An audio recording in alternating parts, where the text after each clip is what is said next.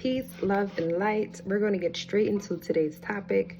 And yes, today we're going to be talking about crystals. And by the time you finish this video, we're going to know how to recharge them, or a little breakdown of what are them, how to recharge them, how to cleanse them, what we can do to really get its healing powers externally and internally, and some of my my personal favorite crystals to use. So let's get into it. Crystals have been used throughout history for over several years. You can Google this, and they come from Earth, and they have healing properties depending on the crystal, the form, its color. They work with certain chakras. They have certain properties where you can really utilize them for spiritual, mental, physical. There's so many different elements in which crystals can be used for, and they really are powerful the more you get in tune with your crystals. And with that being said, some of the ways that we can use them is through, well, I'm gonna go through it externally. So wearing crystals, I know many of us see people have the crystal jewelry, crystal bracelets, and you can wear them to get their energy. So what I like to do, depending on the crystal, like let's say I'm trying to attract more love, I'm trying to attract more money, so I'll carry certain crystals. If it's, in a bracelet form, in earrings or necklace, I'll carry that with me so I can embody and remember my intention through those crystals. Another way you can carry them is by getting a small little drawstring mojo bag that is maybe made out of velvet, where you can add your crystals in that bag, so you can carry it, put it in your pocket, put it in your bag, and you can still have those protection and those properties that those crystals embody, just in case if you didn't want to wear it in jewelry. But yeah, you'll just notice a different energy. The more you set your intention in your crystals, you'll just notice a different energy. So wearing them, and you can also put crystals in your car for protection as you drive. You can put crystals around your house for protection in your home. There's certain ones that ward off, against negative energy. So you'll probably put a black tourmaline maybe by your door, or maybe under your bed as you sleep, to ward off against negative energy. Where you want high energy to hit, you'll get the higher stones, which are like quartz crystal and selenite.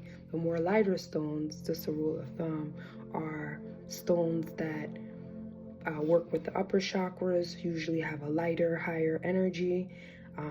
Not higher energy, but it's more like a lighter energy. Those usually help with connecting with your spirit, really cleansing. Where your darker stones like black tourmaline and jet, those stones will work a lot with protection and guarding and warding off, negative forces. So yeah, just a rule of thumb. And a lot of crystals, another rule of thumb, they'll have certain colors. So if you see a lot of blue ones, they have to do with the throat chakra and communication, and some of them the third eye. If they're like green, they have to do with the heart chakra and the middle chakra area. If they're the color red, they have a lot to do with the root area, the lowest chakra area. Or orange, same thing with the sacral and the solar plexus, because those colors, they are connected. Everything's connected.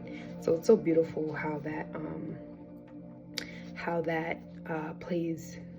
That's how you can, if you're setting up your bags and you're kind of you're setting up a money, let's say if I wanted to set up a money mojo bag, you'll know a lot of the money stones, they'll be in a green color. You want a protection bag, you'll have the ones with black.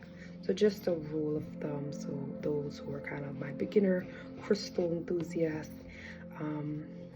how to really know what crystals belong where, so you can, you know, be in control of how you create your protection, how you create your intention. People use them in grids, so they'll create certain grids in different formations. And these formations, if it's circle rules like circle of life. You use this if you're trying to, like, I know the square, you'll use the square if you're trying to really like work on like getting some money, you're really trying to lock something in. You use a square formation. There's triangle, there's different shapes, and you'll put your stones that have to do with that formation around so you can lock in your intention. A lot of these stones are connected to intention. You're using a stone that has a certain property. Yes, you can wear a stone that is beautiful to you just because it's beautiful for the aesthetics, but a lot of them, they have certain properties where you can use those properties either to heal, either to manifest. You can carry them, like if you wanted more money, you'll carry a stone that you know is very powerful in money. You'll carry that stone because it'll help you to lock in that manifestation. And also you can put it on your altar if you're trying to manifest. So you can curate the grids, but you can also put them on your altar. You can carry them. You can, like I said, crystals are aligned with your chakras, so you can do a meditation practice. People do like where they're cleansing out their chakras, and you allow these crystals to sit on your body, and that also has a healing effect to restoring balance within those chakras.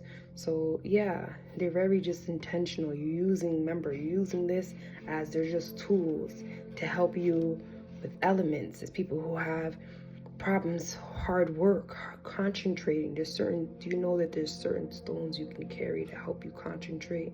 Certain stone people have iron, they even help with those. You have iron deficiency, there's certain stones that have lots of iron, magnetite, have lots of iron in them. You wear them and you will increase your iron deficiency, your iron element that you need, because it has iron in it. They're so beautiful. You want to tap into more of your spiritual energy, you'll carry stones that tap into that. So these are just tools at the end of the day. Just like with anything else, at the end of the day, we are the ones who set intention. So we don't really need none of these stuff. Not the sage, not the crystals, not the writing, not the moon, you know, but these are all just tools just to make the energy and you to just stay in line, you to be accountable, you just stay in line, whatever that manifestation is. You see your mojo bag as you're going throughout your day, you know, you got certain stones, certain herbs in it that symbolizes money. That's going to get you more in that energy, and the fact that it actually has energy because it's connected to the earth, and a lot of them have certain properties that will help you out with your manifestation. Is like, not only is you having it on you, but it's also doing its own job just by you having it on you. So yes, these are tools, and yeah, they're here to be used. So a lot of us may not know about it, and I'm here to let you know about these tools. And for those who may need more assistance, I love this book. It's called Crystals, Minerals, and it literally says The Essential Guide to Crystals, Minerals, and Stones by Margaret Ann Lembo. And I love it because it just tells you many of the different things you can do with crystals. But also why I love it is it shows you the different how the crystal looks. So if you're going out to the store, you're looking for a certain crystal, or you have a certain, let's say you have a whole collection and you forget how one looks, it has a very vivid, colorful picture, so you can make that connection.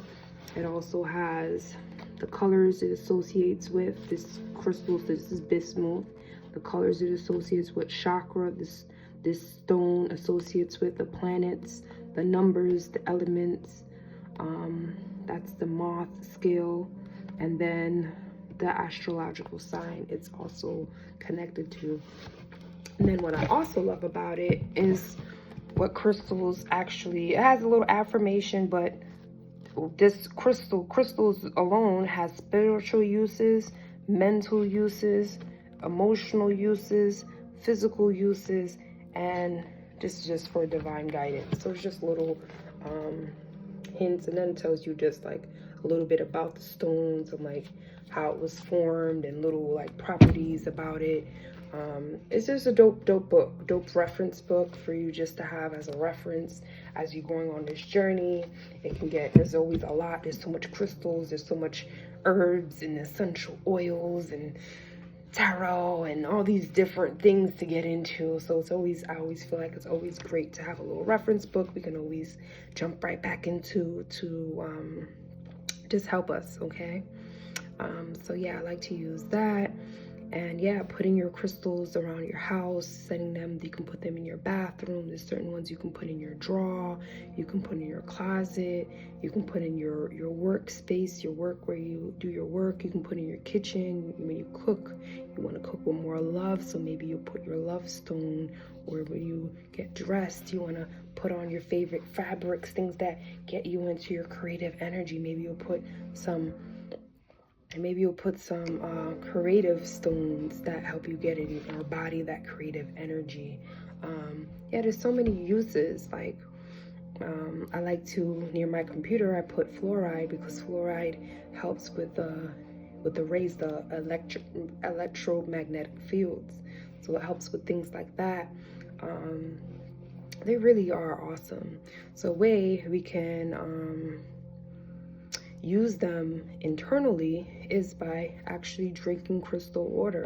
So we can use or charge up, use purified water and put them in like a glass. Some stores have, not stores, but you can get them on Amazon where they're like glass bottles and they have the crystals in the bottom.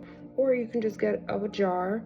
I prefer preferably glass, not in plastic, of course, purified water. And you put certain crystal stones in which you're trying to embody that energy. If it's love, if it's cleansing, protection, whatever that is, you put that crystal stone in that water, and the water is charging, the crystal is charging, so it's all just doing potent stuff. So yeah, you can drink your crystal water. You can also, like I said, like lay down with the crystals so that you're getting your chakras cleansed as you put your crystals on your body. You can also, yeah, so those are the ways you can use crystals. So now I'm going to talk about how you can recharge your crystals, because this one is so important. As I talked about, this is just being a tool, and you're being very intentional. Sorry about that. You're being intentional about your crystals that you use. So something that you want to do with your crystals before you even use them is charge them, put your energy in them. So being very mindful of your energy and how you really want this energy of the crystals to work for you. So let's say if it was a jet is a really dark stone and you wanted more grounding, you wanted to be more protecting. So as you look at your crystal stone, you speak to it, and you actually put your energy into it and what you want the crystal to do, because these crystals are actually alive. So you can speak to it, get a connection to it, cherish them, put them in sacred places, because they really are alive. And you ideally want to do this by running water, like by an ocean or a river, something where like a spring, natural water is running, and the running water is actually charging the crystals. Because running water, especially live running water, has like it charges. Like if you were to sit in water, it charges you. So imagine it doing the same thing to your crystals. So you allow your crystals to charge in that water. You let it sit for a little bit as you are looking at it, and you're putting your intention into those stones. So that's a lovely way to recharge and get that crystal working in your energy, in the right energy for you, by putting your intentions into it before you're using it, and also just cleansing it out with the water. The sea salt water, the fresh water will help cleanse that out.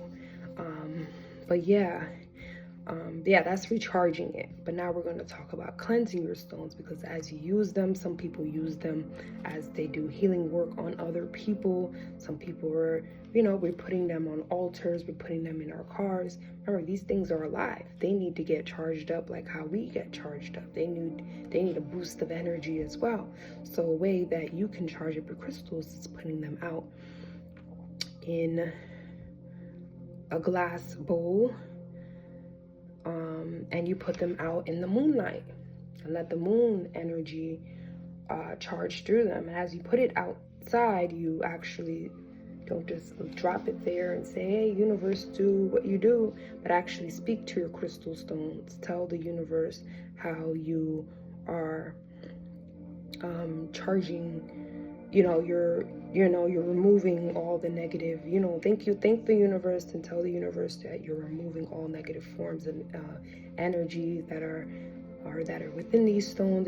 Yes, speak to the stones as you putting them out in the moonlight. You can also charge them in the sun. Google, as you do this, Google what crystals can be out in the sun, because not all crystals can take in sunlight. Some of them actually eventually over time start to deteriorate. So be careful with ones that you put in the sun and certain ones you put in water. Some crystal stones do not do good in water, submerged in the water, and some do not do good in the sun. So you can charge them in the sun, you can charge them in a fresh glass, a bowl of water, and you submerge them in there. But just be cautious of that. Another way you can do it is putting your stones into the dirt, into the ground. And this is another lovely way of letting the earth and the universe do its thing in the stones. So that's another way you can charge them. Another way you can charge them is grab some sage. Sage has high properties of killing the negative ions. So you can, carry your stone and sage smudge out the negative energy that's within your crystals. So yeah, so that's how you cleanse them. That's how you charge them. And then last, I'm going to talk about some of my favorite stones. They're like the basic stones that I feel like everybody kind of, for my beginners, if you're like, hey, what kind of stones I should have? Of course, everybody should have all the stones, or the ones that you feel like work with your energy that you need. But I just feel like as I go on along this journey of just, tools and using different healing practices, I'm finding that there's some that just stick out more than others, and some that just are like, it's just like all in all. And one of those is clear quartz. Like, everybody should have clear quartz. Why? Because that's like the #1 stone that has the power to cleanse out. And like, if I were to look in the book, clear quartz, let's say you didn't have all the chakra stones, clear quartz, if you have just 7 pieces of clear quartz, you can use that on all your chakras. So it has the ability to affect all your chakras. So that's like the all-in-all crystal that everybody should have. There's amethyst. I feel like amethyst is very powerful as far as like healing, especially those who are getting on like their healing journey, want to tap into like opening their third eye, tapping into more of their spirituality and just healing in general. Amethyst is a really great one to have. Black tourmaline, I always throw in a grounding stone.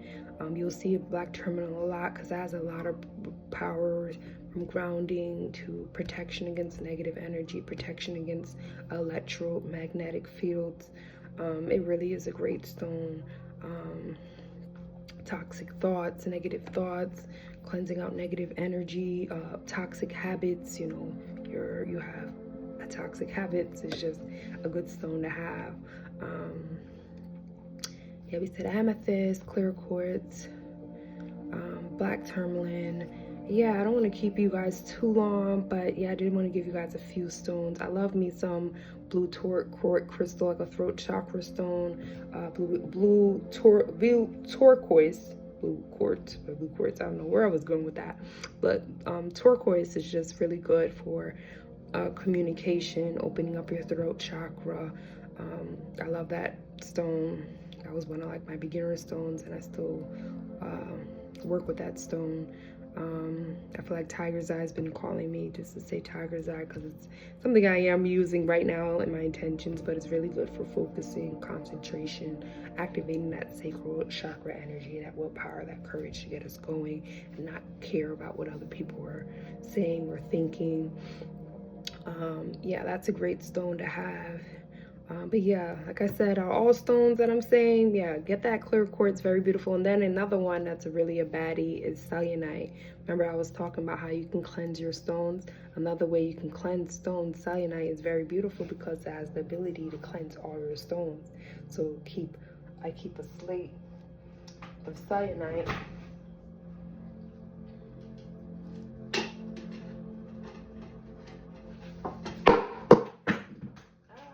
I'm doing too much. But yeah, selenite.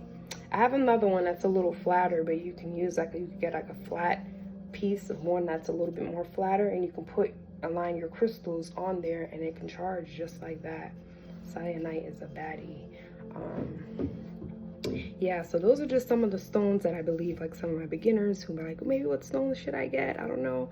But yeah, those are some of the ones. I hope you guys were able to get something from this video. I don't want to keep it too long, but yes, yeah, get your crystals, make your collection, and really work with them so you can charge them. They can work for you, and you can pass them down. I always feel like pass them down to, you know, your friends and generations to come, because they're beautiful to have, and they're just tools. So yeah, let this be another tool that you can have within your journey. So yes, I hope you guys were able to get something from this video. If not, there's always another video that you guys can tune into tomorrow. I'll be back, and yes, I hope I can see you guys again. I'll see you guys again tomorrow. You guys have a good night. Peace.